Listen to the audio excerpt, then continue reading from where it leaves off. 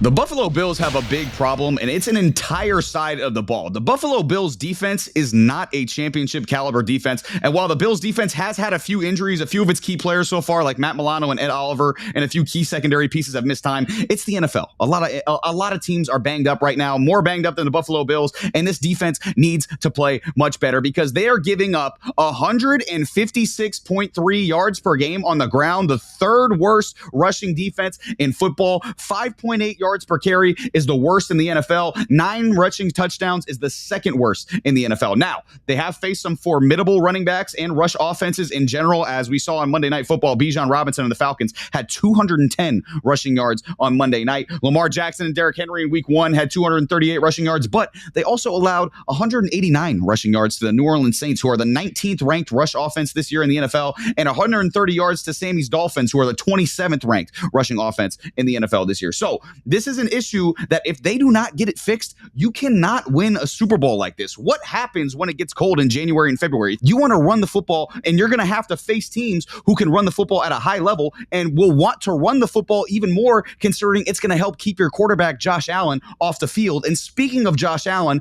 and this Bills offense, another big concern of mine is Josh Allen and who? Who is going to come along for the ride with Josh Allen? It's one of these pass catchers needs to step up in Buffalo. There's no real number one option. It looked like it was going to be Keon Coleman after a big week 1 versus the Baltimore Ravens. And since then, he's basically fallen flat the last 5 weeks. Dalton Kincaid also looks like he's improved in year 3, but he's been injured and he's been your leading pass catcher, averaging 57 yards per game. I don't think that's going to work out too well. Again, Khalil Shakir in the slot looks good, but that's like a wide receiver 3, not a wide receiver 1 to me. And again, the Bills defense stepped up actually in the second half against the Atlanta Falcons and gave this Bills offense a ton of opportunities to make a comeback, but they couldn't because this team has a hard time winning when Josh Allen is not Superman. Again, this is not a sustainable formula for the Buffalo Bills, and I think this week 7 bye is perfectly timed for Buffalo because they look like they need a reset after 2 tough losses, and they are now sitting at second place in the AFC East. And even as a Patriots fan, I did not see that coming preseason, that the Buffalo Bills would be sitting here in second place in the AFC East, and they really, really need to get this defense going, and they need to find another pass catcher. They need to find a number 1 option for Josh Allen, which may be something that they got to be looking for at the trade deadline. But I got to kick it to these guys. Guys, what do you think about these Buffalo Bills? What's going wrong in Buffalo right now? I mean, easy. Like the fact that the defensive side of the ball can't get it together, and that's a Sean McDermott problem. Look, the defense has shown to like get it together when the season ends.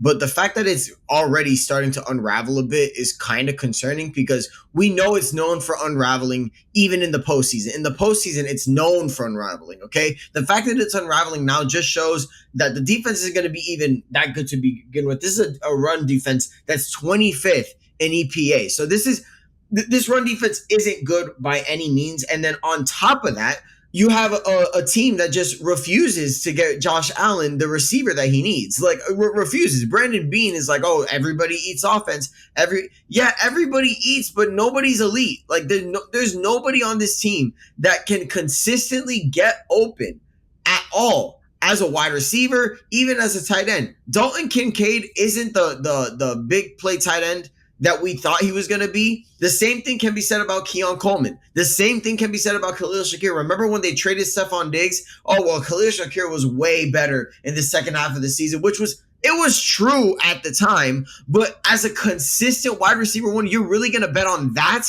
rather than a Stephon Diggs? They're not going to win the Super Bowl. And they were my pick if they don't get it done, if they don't get a wide receiver via trade deadline.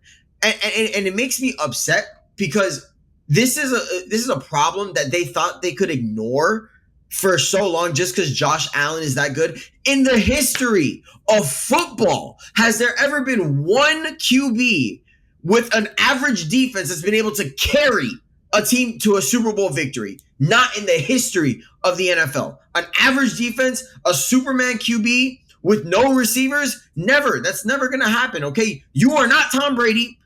You're not Patrick Mahomes. You're not Peyton Manning. That's not going to happen, okay?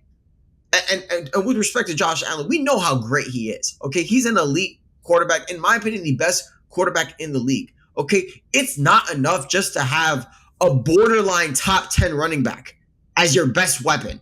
It's not enough. So we can nag on the defense all we want. It's 17th ranked right now in the league. Even if the defense is good, we know it unravels come playoff time. But what receiver is going to be able to step up for Josh Allen? I hope that Brandon Beane wakes up and realizes I got to get an elite pass catcher to get open consistently, to catch balls consistently, so that Josh Allen doesn't have to be Superman every time.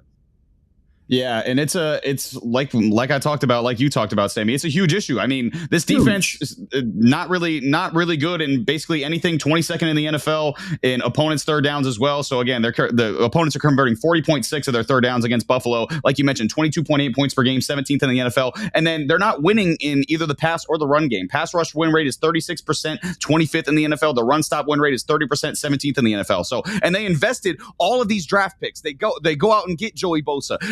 Their entire draft basically is defense, and they're just not showing up. And granted, like I said, there's injuries, but bro, it's football. Everybody gets hurt. So yeah, it's the Buffalo Bills right now are in a really tough spot. And man, Joe, I don't know. Maybe you're doing the Patriots. I'm knocking on wood right now. Maybe they can make a run here at this AFC East. But Joe, I'm kicking it to you.